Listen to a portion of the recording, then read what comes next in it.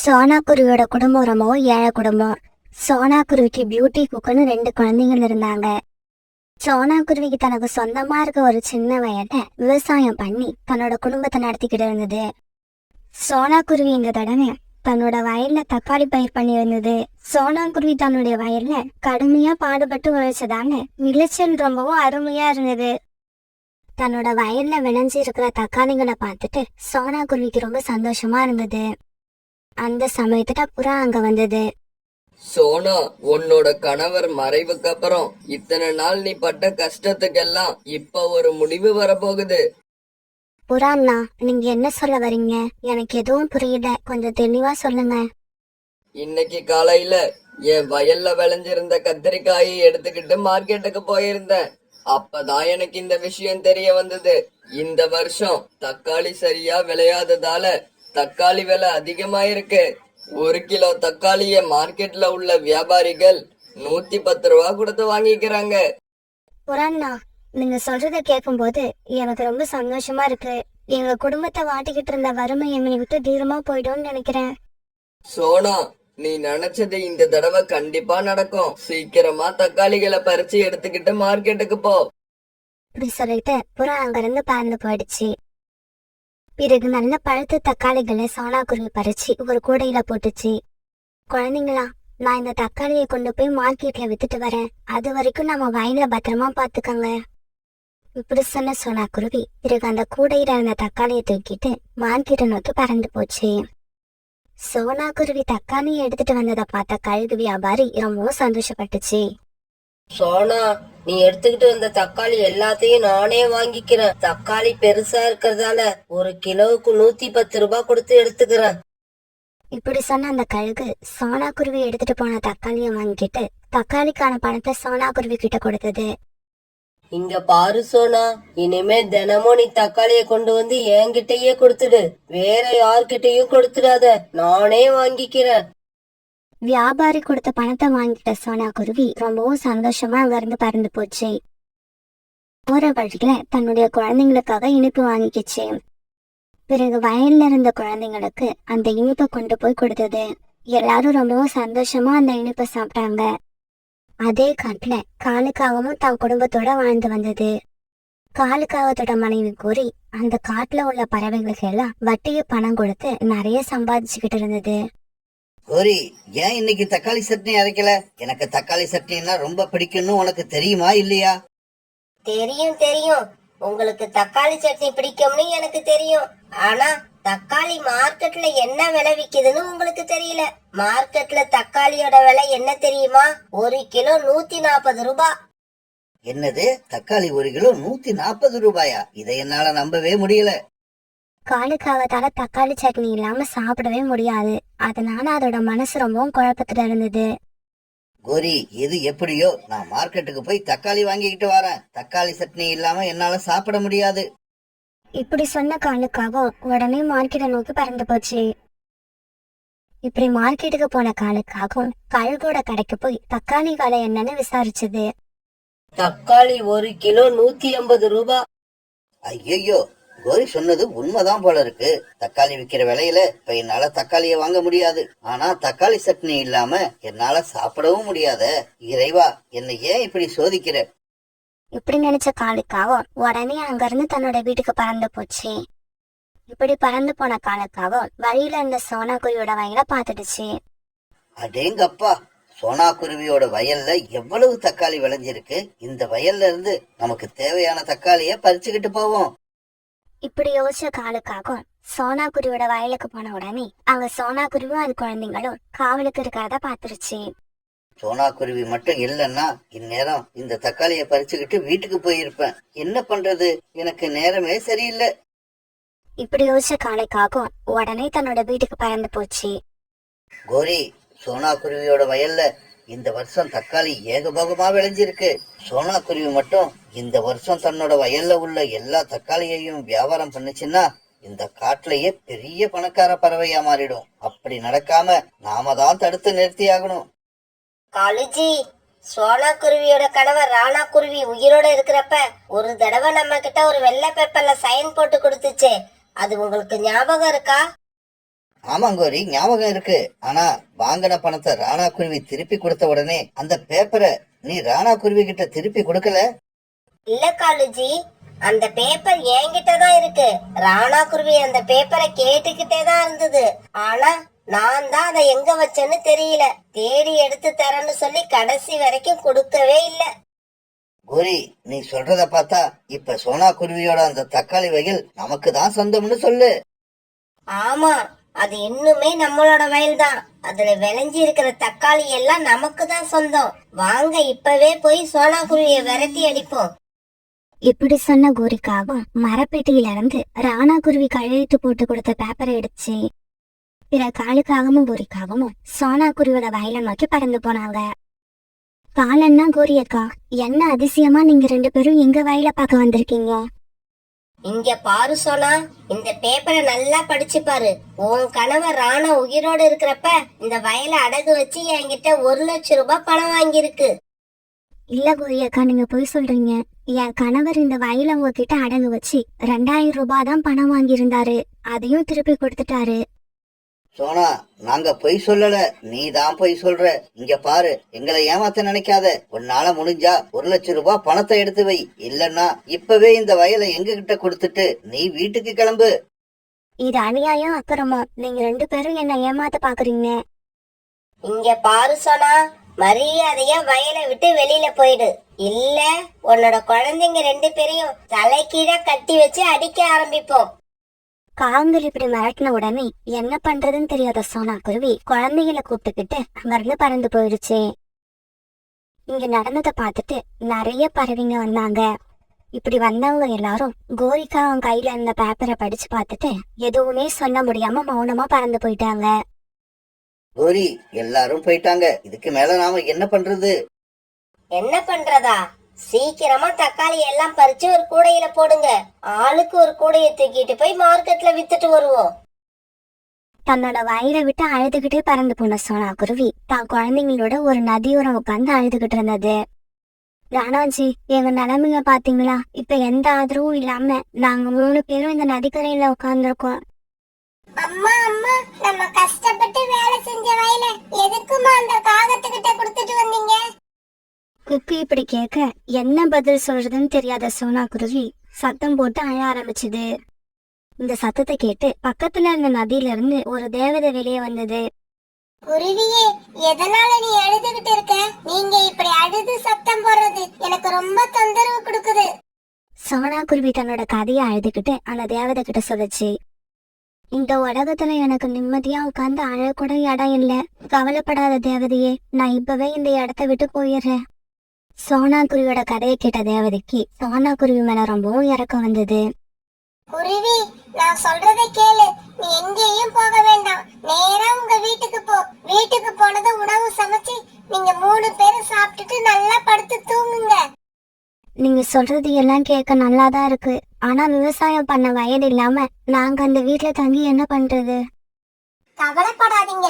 எந்த காகங்கள் உங்ககிட்ட இருந்து அந்த வயலை வாங்கினாங்களோ அவங்களே திருப்பி கொண்டு வந்து அந்த வயலை உங்ககிட்ட கொடுத்துருவாங்க. இதை கேட்ட சோனா குருவி ரொம்பவும் சந்தோஷமா தன்னோட குழந்தைங்களை அழைச்சுக்கிட்டு தன்னோட வீட்டுக்கு போச்சு.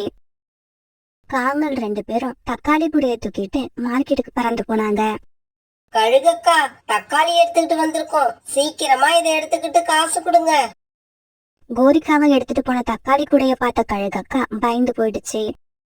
ஏன்னா அந்த கூடையில இருந்த ஒவ்வொரு தக்காளியிலையும் ஒரு பூதத்தோட முகம் தெரிய ஆரம்பிச்சது.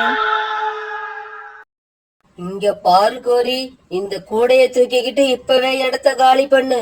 இல்ல எனக்கு வர்ற ஆத்திரத்துக்கு உங்களை அடிச்சு கொன்னுடுவேன். என்ன ஏதுன்னு தெரியாத காலுக்காகவும் குறிக்காகவும் உடனே அந்த தக்காளி கூடைய தூக்கிட்டு இன்னொரு இடத்துக்கு போனாங்க. காலுஜி, நம்ம தக்காளிய பார்க்க எவ்வளவு பளபளப்பா அழகா சூப்பரா இருக்கு. கழுகக்கா எதுக்கு இந்த தக்காளி வேண்டான்னு சொல்லுச்சு? அதுதான் கோரி, எனக்கும் தெரியல. சரி விடு, கழுதைக்கு தெரியுமா கற்பூர வாசனை. நாம வேற வியாபாரிய போய் பாப்போம் வா. இப்படி பேசிக்கிட்ட காங்கள் 2 பேரும் ஜம்ஜம் பறவை கிட்ட போனாங்க. ஜம்ஜம் அண்ணாச்சி, எங்க தக்காளிய கொஞ்சம் பாருங்க. இதுல ஏதாவது குறை இருந்தா சொல்லுங்க. ஜம்ஜம் காங்கள் எடுத்துட்டு வந்த தக்காளிய பாக்குறப்ப ஒவ்வொரு தக்காளியில இருந்தும் பூதத்தோட முகம் வந்து பயமுறுத்துச்சு.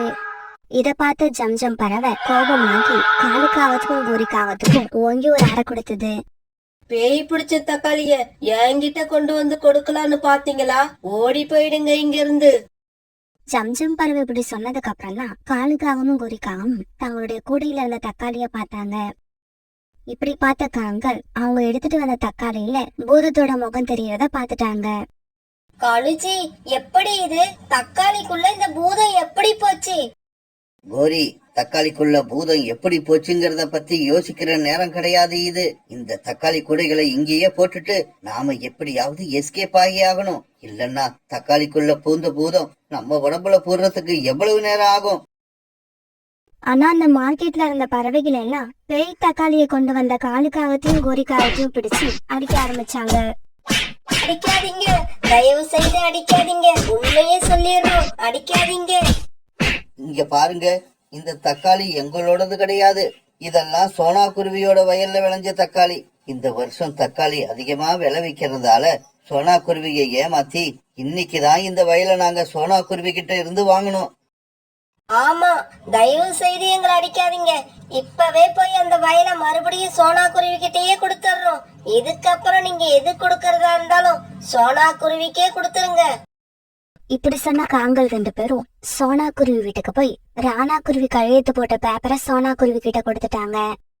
இங்க பாரு சோனா, எங்களை மன்னிச்சிடு. உன் வயல்ல விளைஞ்ச தக்காளிக்கு ஆசைப்பட்டுதான் இந்த மாதிரி போய் சொல்லி உன்னோட வயலை நாங்க வாங்கணும். சோனா, உனக்கு ஒரு விஷயம் தெரியுமா? உன் வயல்ல விளைஞ்ச எல்லா தக்காளியிலயும் பூதம் இருக்கு. உனக்கு சந்தேகமாயிருந்தா மார்க்கெட்டுக்கு போய் பாரு. உன் வயல்ல இருந்து நாங்க பறிச்சுக்கிட்டு போன 2 கூட தக்காளியையும் அங்கதான் வச்சிருக்கோம். இப்படி சொல்லிட்டு காங்கள் 2 பேரும் தங்களுடைய வீட்டுக்கு பறந்து போனாங்க. பிறகு சோனா குருவியும் அது குழந்தைங்களும் மார்க்கெட்டுக்கு பறந்து போய் அந்த தக்காளி கூடைய பார்த்தாங்க. இவங்க பார்த்தப்ப அந்த கூடையில இருந்த தக்காளியில பூதத்தோட முகம் தெரியவே இல்ல. தக்காளி தக்காளியாவே இருந்தது. இந்த விஷயம் தெரிஞ்ச எல்லா வியாபாரிகளும் போட்டி போட்டுக்கிட்டு வந்து சோனா குருவி கிட்ட இருந்த தக்காளிய அதிக விலை கொடுத்து வாங்கினாங்க. பிறகு அந்த பணத்தை எடுத்துக்கிட்டு சோனா குருவியும் அது குழந்தைங்களும் சந்தோஷமா தங்களுடைய வீட்டுக்கு பறந்து போனாங்க. அம்மா, இதெல்லாம் எப்படி நடந்தது? என்னால நம்பவே முடியல. நம்ம கிட்ட இருந்து போன வயல் நமக்கு திருப்பி கிடைக்கும்னு நான் நினைக்கவே இல்ல. பியூட்டி, இது அதுவா நடக்கல. நதிக்கரையில நம்ம சந்திச்ச தேவதை தான் இப்படி எல்லாம் பண்ணியிருக்குன்னு நினைக்கிறேன். அதனால நம்ம அந்த தேவதைக்கு தான் நன்றி சொல்லி ஆகணும். அதுக்கு பிறகு ரொம்ப நாளைக்கு சோனா குருவியும் அது குழந்தைங்களும் அந்த காட்டுல ரொம்ப சந்தோஷமா வாழ்ந்து வந்தாங்க. ஒரு நாள் உணவு தேட வந்த ராணா குருவியும் சோனா குருவியும் கடுமையான மழையில மாட்டிக்கிட்டாங்க. அவங்களால மழையில சரியா பறந்து போக முடியல. இருந்தாலும் வீட்டுல பியூட்டி மட்டும் தனியா இருக்கிறத நினைச்சு தொடர்ந்து பறந்துகிட்டு இருந்தாங்க. சோனா, என்ன நடந்தாலும் சரி, நீ என் பின்னால பறந்து வந்துகிட்டே இரு. வேற எதை பத்தியும் யோசிக்காத. இந்த சமயத்துல பலமா வீசின காத்தால அவங்களால நேராவே பறக்க முடியல. காத்து அவங்க 2 பேரையும் தன்னோட மனம் போன போக்குல இழுத்துக்கிட்டு போச்சு. சோனா குருவி காத்துல பறந்து போய் ஒரு மரத்தோட கிளைகளுக்கு இடையில மாட்டிக்கிச்சு. எவ்வளவோ முயற்சி பண்ணியும் அதால அந்த மரத்தை விட்டு வெளியில வரவே முடியல. இதே சமயம் பலமா வீசின காத்து ராணா குருவியை ரொம்ப தூரம் இழுத்துட்டு போயிடுச்சு. பிறகு ராத்திரி ஆச்சு. உணவு தேட போன அம்மாவும் அப்பாவும் இன்னும் வரல. அவங்களுக்கு என்னாச்சுன்னு தெரியல. மறுநாள் பொழுது விடிஞ்சிச்சு. இப்ப அந்த காடு ரொம்பவும் அமைதியா இருந்தது. பறவைகள் எல்லாம் வழக்கம் போல உணவு தேட போய்கிட்டு இருந்தாங்க. காலையில உணவு தேட வந்த புறாவும் ரீட்டாக்கிலையும் ஒரு மரத்தோட கிளையில மாட்டிக்கிட்டு மயக்கமா இருந்த சோனா குருவிய பாத்துட்டாங்க. ரீட்டா, அங்க பாரு, அந்த மரத்துல மயக்கமா கிடக்கிறது சோனா குருவி மாதிரி இருக்கு. புறா, அது சோனா குருவியதான். வா போய் என்னாச்சுன்னு பாப்போம். இப்படி போனவங்க பிறகு சோனா குருவி அந்த மரத்தோட கிளைகள்ல இருந்து மேல தூக்குனாங்க. புறான்னா, பியூட்டியோட அப்பா வீட்டுக்கு போயிட்டாங்களா? இத நீங்க அவரை எங்கேயாவது பாத்தீங்களா? நேற்று வீசின காத்துல நான் இந்த மரத்துல வந்து விழுந்துட்டேன். அந்த காத்து அவரை எங்க வச்சுட்டு போச்சுன்னே தெரியல. சோனா, நாங்க இது வரைக்கும் ராணாவை பார்க்கவே இல்ல. சரி வா, வீட்டுக்கு போய் ராணா இருக்கான்னு பாப்போம். இப்படி பேசிக்கிட்ட இவங்க சோனா குருவி வீட்டை நோக்கி பறக்க ஆரம்பிச்சாங்க. அம்மா, அப்பா எங்க? ராத்திரி நீங்க 2 பேரும் இல்லாம நான் ரொம்ப பயந்து போயிட்டேன். உடனே சோனா குருவி நடந்த கதை எல்லாத்தையும் பியூட்டி கிட்ட சொல்லுச்சு. உங்க அப்பாவை எங்கேயுமே காணல, அவருக்கு என்ன ஆச்சுன்னு தெரியல. சோனா குருவியும் பியூட்டியும் அதுக்கப்புறம் ராணா குருவி வீட்டுக்கு திரும்பி வரும்னு ரொம்ப எதிர்பார்த்தாங்க. ஆனா ராணா குருவி வரவே இல்லை. இதே சமயத்துல சுந்தரவன காட்டுல இருந்து தூரமா இருந்த ஒரு காட்டுல ராணா குருவி தன்னுடைய அக்கையில அடிபட்டு மயக்கமாய் கிடந்தது. நேத்து ராத்திரி வீசின காத்து சுந்தரவன காட்டுல இருந்த ராணா குருவி அங்க இருந்து ரொம்ப தூரம் இழுத்துட்டு வந்து வேற ஒரு காட்டுல போட்டுடுச்சு. காலுஜி, அங்க பாருங்க, ஏதோ ஒரு குருவி ரெக்கையில அடிபட்டு மயக்கமா கிடக்கு. யாரு எங்க எப்படி கிடந்தா நமக்கு என்ன? நீ வா, நம்ம வேலைய பாப்போம். அப்படி இல்ல காலுஜி, அந்த குருவிய பார்த்தா நம்ம காட்டுல உள்ள குருவி மாதிரி தெரியல. அதனால ஒருவேளை அந்த குருவி உயிரோட இருந்துச்சுன்னா அதுக்கு முதல் உதவி செஞ்சு நம்மளோட மாந்தோட்டத்துல வேலை பார்க்க வச்சுக்கலாம். சம்பளமும் கொஞ்சமா கொடுத்தா போதும். கோரி, நீ சொல்றதும் சரிதான். இன்னும் சொல்ல போனா சம்பளமே கொடுக்க வேண்டாம், சாப்பாடு போட்டா மட்டும் போதும். இப்படி பேசிக்கிட்ட காங்கள் ரெண்டு பேரும் பிறகு ராணா குருவி கிட்ட போய் உட்கார்ந்தாங்க. குருவி, கண்ணை திறந்து பாரு. நீ யாரு? எதுக்காக இங்க வந்து படுத்திருக்க? பிறகு மெதுவா கண்ணு திறந்து பார்த்த ராணா குருவி நடந்தது எல்லாத்தையும் அந்த காங்கள் கிட்ட சொல்லுச்சு. பிறகு காங்கள் ரெண்டு பேரும் ராணா குருவியை தங்களுடைய வீட்டுக்கு தூக்கிட்டு போனாங்க. இப்படி தூக்கிட்டு போன இவங்க ராணா குருவியோட காயத்துக்கு மருந்து போட்டுக்கிட்டாங்க. இங்க பாரு குருவி, உன்னால இப்ப பறக்க முடியாது, அதனால நல்லா ரெஸ்ட் எடு. இங்க பாருங்க, என்னால ஓய்வெடுக்க முடியாது. சுந்தரவன காட்டுல இருக்கிற என்னோட மனைவியும் குழந்தையும் என்ன ஆனாங்கன்னே தெரியல. இப்ப நான் உடனே அங்க போய் ஆகணும். இங்க பாரு ராணா, இந்த நிலைமையில உன்னால பறக்க முடியாது. அப்புறம் எப்படி உன்னோட வீட்டுக்கு போக முடியும்? பேசாம நீ இங்கேயே இரு. உன்னோட வீடு எங்க இருக்குன்னு சொல்லு. உன்னோட மனைவியும் குழந்தையும் வீட்டுல இருக்காங்களா, எப்படி இருக்காங்கன்னு நாங்க போய் பார்த்துட்டு வரோம். சரி, சுந்தரவன காட்டுக்கும் நடுவுல இருக்கிற பெரிய வேப்ப மரத்துல தான் எங்களோட வீடு இருக்கு. என்னோட மனைவி இல்ல குழந்தை யார பார்த்தாலும் நான் உயிரோட தான் இருக்கேன்னு சொல்லுங்க, உங்களுக்கு புண்ணியமா போகும். கண்டிப்பா சொல்றோம். இந்த மாதிரி நல்ல காரியம் செய்யறதுன்னா எங்களுக்கு அல்வா சாப்பிடுற மாதிரி. இப்படி சொன்ன காலுக்காகவும் ஒருக்காகவும் வீட்டை விட்டு வெளியில வந்து ஒரு மரத்துல உட்கார்ந்தாங்க. கோரி, இப்ப நாம என்ன பண்றது? கொஞ்ச நேரம் இந்த மரத்திலேயே உட்கார்ந்துட்டு வீட்டுக்கு போவோம். ராணா குருவி கேட்டா உன்னோட மனைவியும் குழந்தையும் நேத்து வீசின சூறாவளியில சிக்கி இறந்து போயிட்டாங்கன்னு சொல்லுவோம். இங்க பாரு பியூட்டி, நீ வீட்லயே இரு, நான் போய் உங்க அப்பா எங்க இருக்காருன்னு தேடி பார்த்துட்டு வரேன். இப்படி சொல்லிட்டு வீட்டை விட்டு வெளியே வந்த சோனா குருவி அந்த காடு ஃபுல்லா தேடி பார்த்துச்சு. ஆனா எங்கேயுமே ராணா குருவி எதுவும் கிடைக்கவே இல்லை. பிறகு ரொம்பவும் களைச்சு போன சோனா குருவி ஒரு மரத்துல வந்து உட்கார அந்த இடத்துல ரீட்டா கிளிய சந்திச்சது. இங்க பாரு சோனா, இந்த மாதிரி சமயத்துல நீதான் தைரியமா இருக்கணும். ஏன்னா நேத்து வீசின சூறாவளி காத்துல நம்ம காட்டை சேர்ந்த நிறைய பறவைகள் இறந்து போயிட்டாங்க. நாம இந்த சமயத்துல இறந்து போனவங்களையே நினைச்சுக்கிட்டு இருந்தா உயிரோட இருக்கிற குழந்தைங்களை யார் கவனிக்கிறது? ரீட்டா, இப்படி எல்லாம் நடக்கும்னு தெரிஞ்சிருந்தா நானும் அவரும் அன்னைக்கு உணவு தேடி வெளியில கிளம்பிருக்க மாட்டோம். ரீட்டா கிளி சொன்னதை எல்லாம் யோசிச்சு பார்த்த சோனா குருவி பியூட்டிய நல்ல முறையில வளர்க்க வேண்டிய கடமை தனக்கு இருக்குங்கிறத உணர்ந்துக்குச்சு. பிறகு அன்னையில இருந்து சோனா குருவி உணவு தேடுறதுக்கு தனியா போக கத்துக்குச்சு. தானியங்களோ பழங்களோ எது கிடைச்சாலும் கொண்டு வந்து கொடுத்து தன்னோட பொண்ணு பியூட்டிய பசி இல்லாம பாத்துக்குச்சு. காங்கள் வந்து சொன்ன செய்தியை கேட்ட ராணா குருவி கண்ணீர் விட்டு அழுதுச்சு. உண்மையாவா? நீங்க சொல்றதெல்லாம் உண்மையா?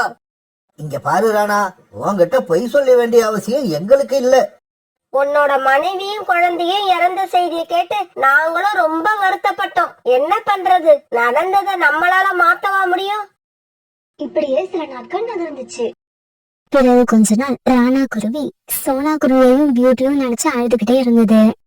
இங்க பாருங்க காலு, ராணாவை இப்படியே வீட்டுல வச்சிருந்தா இறந்து போன மனைவியையும் குழந்தையையும் நினைச்சு அழுதுகிட்டே இருக்கும். பேசாம இத நம்ம மாந்தோட்டத்துக்கு அழைச்சிக்கிட்டு போய் ஏதாவது வேலை கொடுங்க.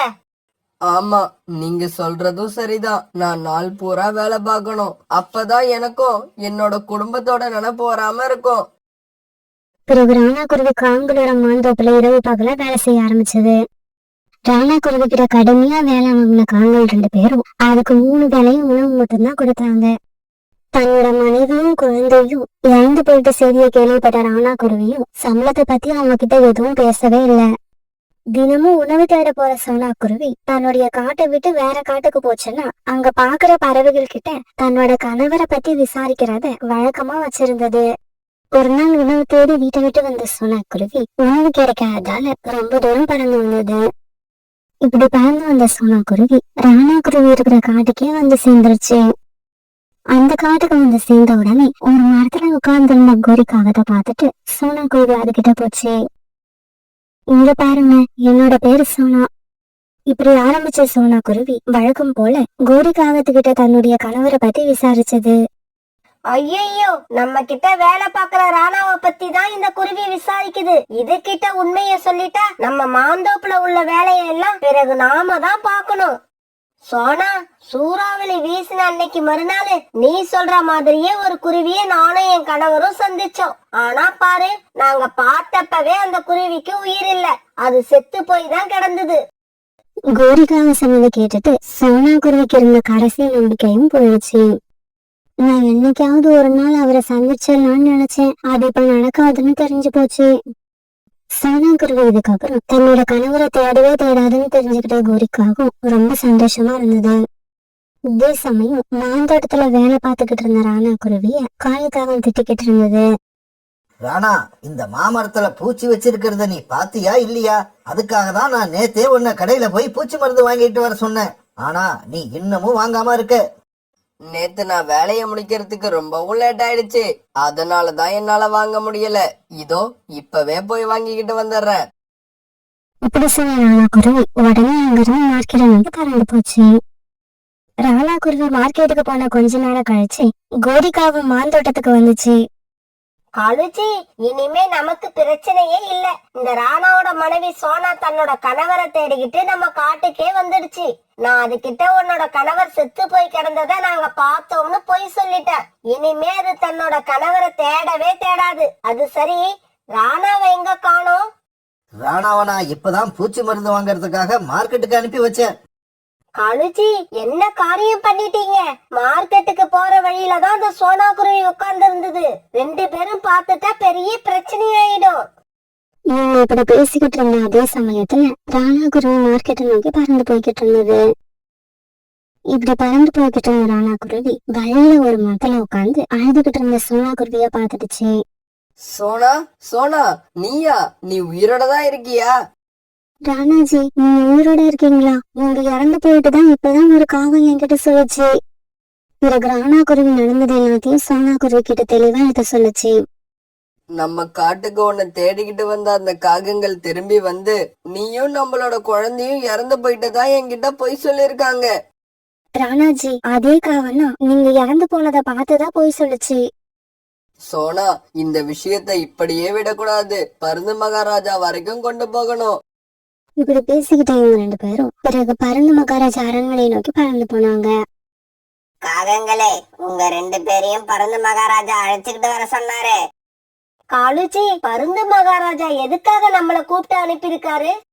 கோரி, பருந்து மகாராஜா சாதாரண ராஜா இல்ல, 18 காட்டுக்கு மகாராஜா. ஏதாவது விருந்துக்கு அவருக்கு மாம்பழம் தேவைப்பட்டிருக்கும், அதனாலதான் நம்மள கூப்பிட்டு இருக்காரு. நமக்கு ஒரு பெரிய ஆர்டர் கிடைக்க போகுதுன்னு நினைக்கிறேன். சீக்கிரம் வா போவோம். இப்படி பேசிக்கிட்ட காங்கள் பிறகு மகாராஜா அரண்மனை நோக்கி பறக்க ஆரம்பிச்சாங்க. காகங்களே, நீங்க செஞ்சது எவ்வளவு பெரிய தவறுன்னு உங்களுக்கு புரியுதா? மகாராஜா, நாங்க செஞ்சது தவறுதான், இருந்தாலும் எங்களுக்கு என்னவோ இது பெரிய தவறா தெரியல. ஆமா மகாராஜா, இந்த காலத்துல சம்பளம் கொடுத்து வேலைக்காரங்களை வைக்கிறது ரொம்பவும் கஷ்டமா இருக்கு. இருந்தாலும் நாங்க செஞ்சது தப்புதான், எங்களை மன்னிச்சிடுங்க. மகாராஜா, எங்களுக்கு சிறை தண்டனை கொடுத்துறாதீங்க. இவ்வளவு நாள் இந்த குருவிகளை நாங்க பிரிச்சு வச்சிருந்ததுக்காக எவ்வளவு வேணாலும் நஷ்ட ஈடு கொடுத்துடுறோம். காகங்களே, ஒரு கணவன் மனைவியை பிரிக்கிறது எவ்வளவு பெரிய பாவம்னு உங்களுக்கு புரிய வைக்கிறேன். வீரர்களே, இந்த 2 காகங்களையும் கொண்டு போய் சிறையில அடைங்க. இவங்க சிறையில இருக்க போற 3 வருஷமும் ஒருத்தரை ஒருத்தர் பாத்துக்கவே கூடாது. மகாராஜாவோட இந்த தீர்ப்பை கேட்ட காங்கள் 2 பேரும் கண்ணீர் விட்டு அழுதாங்க. இவங்க இப்படி அழுததால எந்த புண்ணியமும் இல்ல. வீரர்கள் அவங்க 2 பேரையும் எடுத்துக்கிட்டு போய் சிறையில அடைச்சிட்டாங்க. பிறகு மகாராஜா காங்கள் கிட்ட இருந்து நிறைய நஷ்ட ஈடு வாங்கி ராணா குருவிக்கும் சோனா குருவிக்கும் கொடுக்க, அதை வாங்கின இவங்க 2 பேரும் சந்தோஷமா தங்களுடைய காட்டை நோக்கி பறக்க ஆரம்பிச்சாங்க. அன்னைக்கு காலையில இருந்து அந்த காட்டுல கடுமையான மழை பெஞ்சுக்கிட்டு வந்தது. அந்த காட்டுல இருந்த மலைப்பகுதியில வாழ்ந்துகிட்டு இருந்த கழுகு தன்னுடைய கூட்டுல நனைஞ்சுக்கிட்டு உட்காந்துருந்தது. கூட்டுல இருந்து கொஞ்ச தூரம் தள்ளி இருந்த மரத்துல அந்த கழுகுடைய குழந்தை விளையாண்டுகிட்டு இருந்துச்சு. பீம், விளையாண்டது போதும், வீட்டுக்கு வந்து அம்மா பக்கத்துல உட்காரு. மழை பெய்யறது தெரியுதா இல்லையா? அம்மா அம்மா, மழையில விளையாடுறதுக்கு ஜாலியா இருக்குமா, இதோ வந்துடுறேன். பீம் இப்படி சொல்லிக்கிட்டு இருக்கும்போது ஒரு பயங்கரமான மின்னல் வந்து வீட்டுல உட்கார்ந்து அந்த கழுகக்காவை தாக்கிருச்சு. அப்படி மின்னல் தாக்கின உடனே கழுகக்கா தன்னுடைய உடல் கருகி அப்படியே இறந்து போயிருச்சு.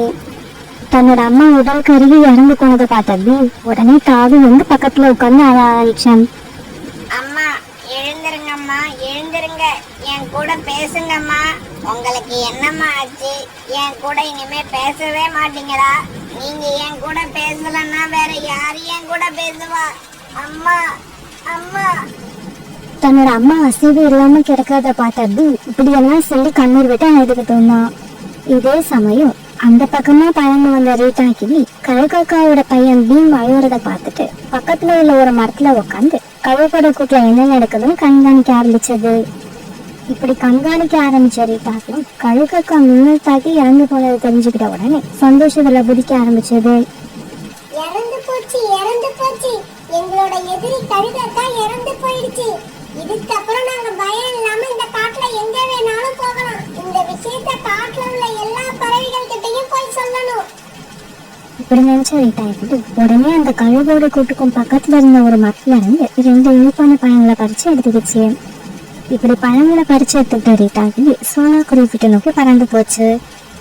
சோனா சோனா, சீக்கிரம் வெளியில வா, ஒரு சந்தோஷமான விஷயம். ரீட்டா, என்ன உனக்கு எவ்வளவு சந்தோஷமா இருக்க? என்ன விஷயம்? சோனா, நம்மளுடைய எதிரியான கழுகு மின்னல் தாக்கி இறந்து போயிடுச்சு. இங்க பாரு, நான் கூட அந்த கழுகோட கூட்டுக்கும் பக்கத்துல இருக்கிற மரத்துல இருந்து 2 பழங்களை பறிச்சுக்கிட்டு வந்திருக்கேன். அந்த கழுகுக்கு ஒரே ஒரு குழந்தை தான் இருக்கு, அதுவும் சின்ன குழந்தை. இன்னும் 2-3 நாள்ல சரியான சாப்பாடு கிடைக்காம அந்த குழந்தையும் இறந்து போயிடும். ரீட்டா, அந்த குழந்தை என்ன செய்யும்? பாவம், அது இந்த உலகத்துக்கு வந்து கொஞ்ச நாள் தான் ஆகுது. சோனா குருவி பேசினது எல்லாம் காதுல வாங்காத ரீட்டாக்கு உடனே அங்கிருந்து பறந்து போயிடுச்சு. சோனா குருவி வீட்டுல இருந்து பறந்து போன ரீட்டாக்கு நேரா காங்களோட வீட்டுக்கு போச்சு. கோரி, உனக்கு ஒரு விஷயம் தெரியுமா? நம்ம காட்டுல இருந்த கழுகு செத்து போயிடுச்சு. ரீட்டா, நீ என்ன உண்மையாவா சொல்ற? ஆமா கோரி, நான் சொல்றது உண்மைதான். கொஞ்ச நேரத்துக்கு முன்னாடி தான் மின்னல் தாக்கி அந்த கழுகு இறந்து போயிடுச்சு. அதோட சின்ன குழந்தை பக்கத்துலயே உட்கார்ந்து அழுதுகிட்டு இருக்கு. இன்னைக்கு இல்லாட்டி நாளைக்கு பட்னி கிடந்தே அந்த குழந்தையும் இறந்து போயிடும். அதுக்கப்புறம் இந்த காட்டுல நமக்கு எந்த ஆபத்தும் இருக்காது. அந்த கழுகு குழந்தை அதுவா சாகலன்னா அதை நாம எல்லாம் சேர்ந்து கொண்டு போடணும். மறுநாள் பொழுது விடிஞ்சிச்சு. அந்த சமயத்துல மழையும் சுத்தமா நின்று இருந்தது. அன்னைக்கு காலையிலேயே எல்லா பறவைகளும் அந்த காட்டுல இருந்த ஒரு பெரிய மரத்துக்கடியில ஒன்னா போயிருந்தாங்க.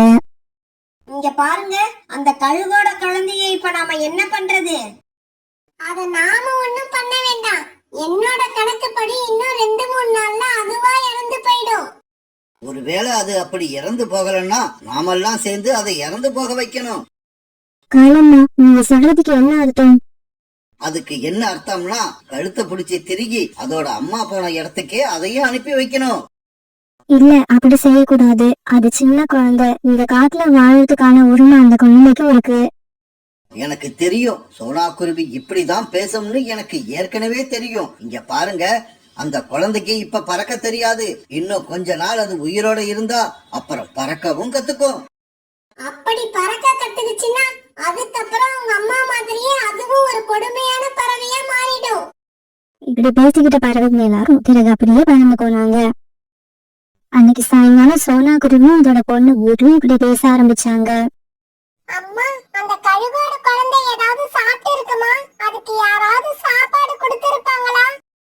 பியூட்டி, நானும் அந்த குழந்தைய பத்திதான் நினைச்சுக்கிட்டு இருக்கேன். அதுக்கு யாரும் இன்னும் கொடுத்திருக்க மாட்டாங்க. அது எதுவும் சாப்பிடாம பட்னியா தான் இருக்கும். அம்மா அம்மா, அப்பன்னா நாம போய் அந்த குழந்தைக்கு ஏதாவது உணவு கொடுத்துட்டு வருவோம். இப்படி பேசிக்கிட்ட சோனா குருவியும் பியூட்டியும் பிறகு அந்த காட்டோட மலைப்பகுதியை நோக்கி பறந்து போனாங்க. இவங்க அங்க போனப்ப கழுகோட குழந்தை பீம் அழுதுகிட்டே உட்கார்ந்து இருந்தது. எங்க அம்மா இறந்து போயிட்டாங்க. அம்மாவோட அருமை அவங்க இறந்து போனதுக்கு அப்புறம் தான் எனக்கு தெரியுது.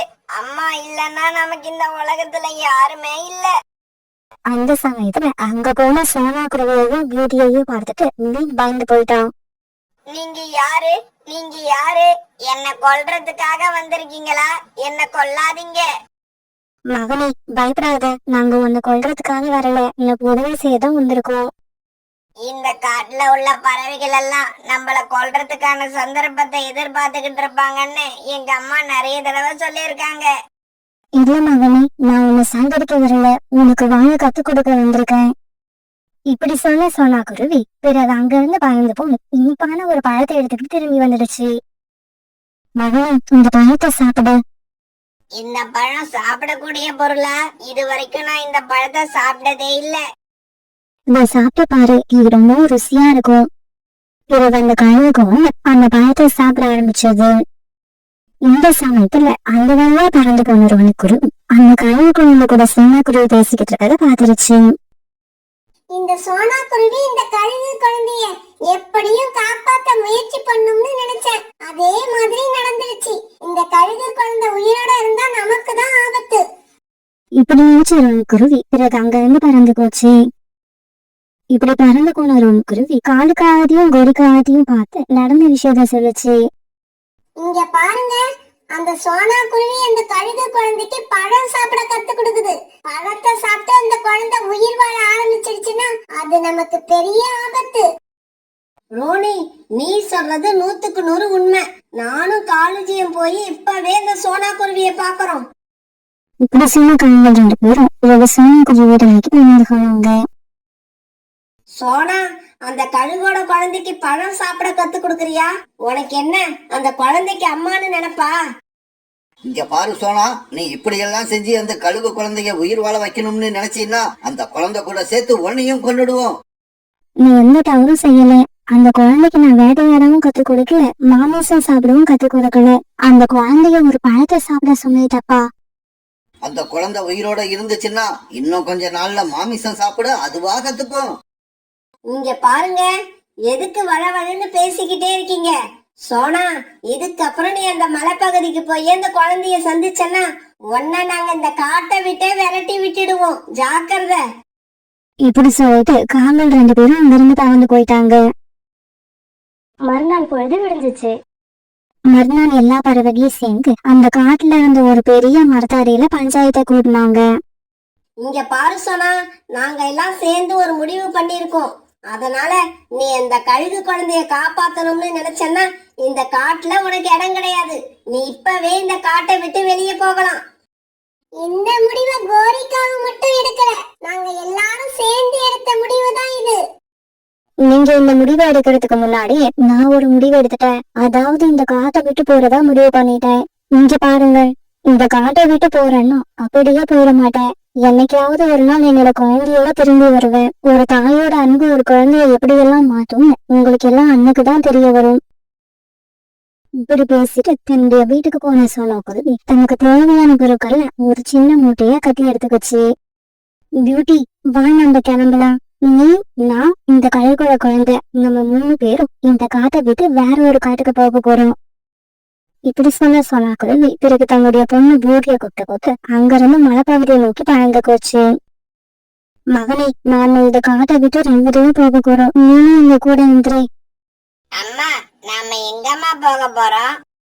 இங்க பாரு, அம்மாவும் உன்னுடைய அக்கா பியூட்டியும் எங்க போறணும் அங்கதான் நீயும் வரணும். தான் நாம எல்லாரும் வேற காட்டுக்கு போய் சந்தோஷமா வாழலாம். சோனா குருவியும் பியூட்டியும் பேசினது கேட்ட பியூவோட கண்கள்ல இருந்து கண்ணீர் வர ஆரம்பிச்சது. நான் உங்க கூட வர தயாரா இருக்கேன். ஆனா எனக்கு பறக்க தெரியாதே. அத பத்தி நீ கவலைப்படாத, உன்னை எப்படி அழைச்சிட்டு போகணும்னு எனக்கு தெரியும். பிறகு பீமை தூக்கிட்டு சோனா குருவி பறந்துட்டு சோனா குருவி எடுத்துட்டு வந்த சின்ன மூட்டையை தூக்கிட்டு பியூட்டி பறந்து போச்சு. ஒரு தூய்மையான தாய் அன்பு எப்படி இருக்குன்றதுக்கு உதாரணமா சோனா குருவியோட நடவடிக்கை இருந்துச்சு. நண்பர்களே, சோனா குருவியோட இந்த முடிவு சரியா தவறா? உங்களோட கருத்துக்களை கண்டிப்பா எங்களுக்கு தெரியப்படுத்துங்க.